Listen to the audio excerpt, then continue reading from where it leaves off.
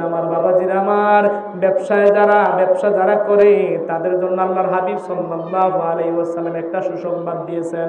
আল্লাহ নবী সাল্লাল্লাহু আলাইহি ওয়াসাল্লাম বলেন, আত-তাজিরু সুদুকুল আমিনা মা'আন নাবিয়্যিনা ওয়াস সিদ্দিকিনা ওয়াস শুহাদা। চিৎকার করে কন্যা আলহামদুলিল্লাহ।